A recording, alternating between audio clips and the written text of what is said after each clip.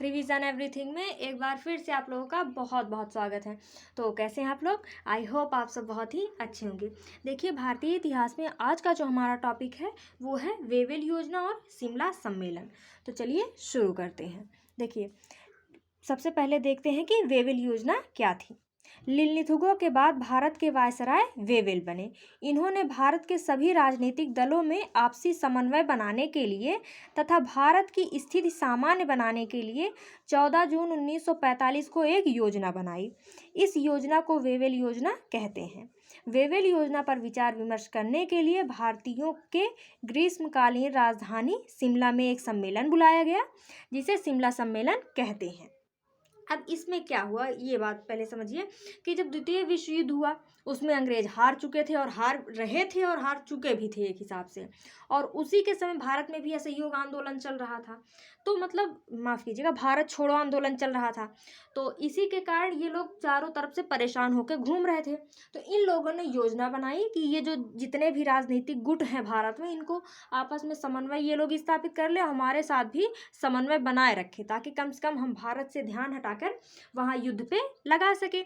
इसी चक्कर में इन लोगों ने वेवेल योजना बनाई कि ये सब आपस में मिल जाए। और ये कब हुआ? 14 जून 1945 को। और कहाँ हुआ? तो शिमला में हुआ। शिमला में होने के कारण इसको शिमला सम्मेलन कहते हैं।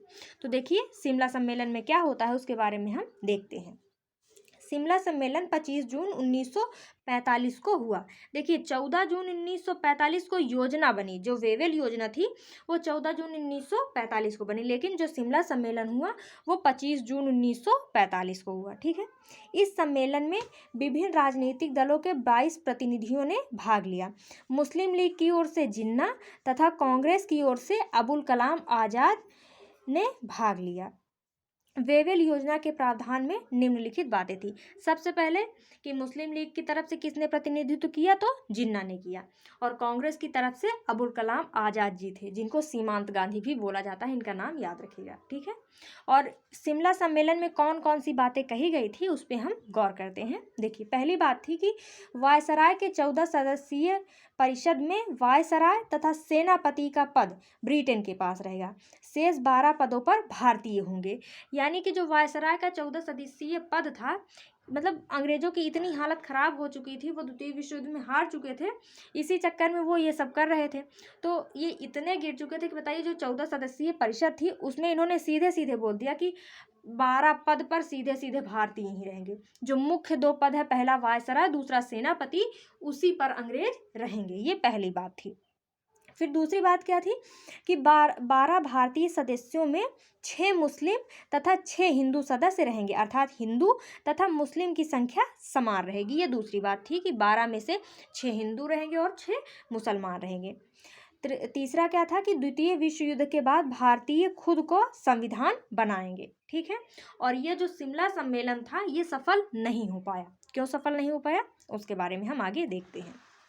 देखिए, इसमें विवाद का क्या कारण था। मुस्लिम लीग का कहना था कि 6 मुस्लिम सदस्य का चुनाव मुस्लिम लीग से ही किया जाएगा, जिस पर कांग्रेस सहमत नहीं थी, जिस कारण 14 जुलाई 1945 को लॉर्ड वेवेल ने यह घोषणा कर दिया कि शिमला सम्मेलन विफल हो गया है। शिमला सम्मेलन की विफलता के बाद मुस्लिम लीग ने 16 अगस्त 1946 को प्रत्यक्ष कार्यवाही दिवस मनाया। अब बात समझिए कि देखिए, अंग्रेजों ने तो कह दिया कि जो 12 सदस्य होंगे उनमें से 6 हिंदू होंगे, 6 मुस्लिम होंगे, लेकिन जिन्ना क्या बोल रहे थे कि जो 6 मुस्लिम सदस्य होंगे वो केवल और केवल मुस्लिम लीग से आएंगे। अब बताइए, ऐसा कैसे हो सकता है? यहाँ से चुन के ही तो जाना है। अब एक बात और गौर कीजिए कि शिमला सम्मेलन में कांग्रेस की तरफ से कौन गए थे नेतृत्व करने के लिए? अबुल कलाम आज़ाद जी। मान लीजिए, इन्होंने खुद कहा कि मान लीजिए भैया, अगर हमको कार्यकारी सभा में बैठना है, उस परिषद में हमको शामिल होना है, तो क्या हम कांग्रेस छोड़ के मुस्लिम लीग में जाएंगे? क्योंकि हम खुद भी तो मुस्लिम है ना। तो इसी चक्कर में विवाद हो गया। जिन्ना ने कहा जो 6 सदस्य होंगे वो केवल मुस्लिम होंगे, मतलब मुस्लिम लीग से ही होंगे। लेकिन ये और कांग्रेस इस पे मानी ही नहीं कि भैया ऐसा थोड़ी ना हो सकता है, कुछ हिंदू हमारे तरफ से जाएंगे, कुछ मुस्लिम भी हमारे तरफ से जाएं।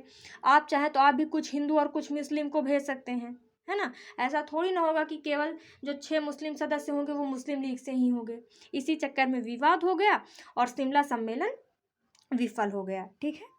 और जब शिमला सम्मेलन विफल हो गया तो उसके बाद मुस्लिम लीग ने 16 अगस्त 1946 को प्रत्यक्ष कार्यवाही दिवस मनाया। ये डेट याद रखिएगा कि प्रत्यक्ष कार्यवाही दिवस कब मनाया गया, तो 16 अगस्त 1946 को। और इसमें हुआ क्या था, जब प्रत्यक्ष कार्यवाही दिवस हुई इसमें बहुत ज़्यादा मारकाट हुई। उस समय पे मुस्लिम लीग ने बहुत सारे लोगों की जान ली, बहुत सारा दिक्कत उस समय हुआ था। ठीक है, तो प्रत्यक्ष कार्यवाही दिवस का कुल मिला के मोटो यही था कि हमको अलग पाकिस्तान चाहिए, मतलब अलग देश ही चाहिए जिसमें केवल और केवल मुस्लिम रहे। इसी चक्कर में प्रत्यक्ष कार्यवाही दिवस में बहुत ज़्यादा दंगा उस समय हुआ था। ठीक है, तो ये था शिमला सम्मेलन। अब देखते हैं नौसेना विद्रोह। देखिए, आईएनएस तलवार के सैनिकों ने 19 फरवरी 1946 को भेदभाव के कारण विद्रोह कर दिया।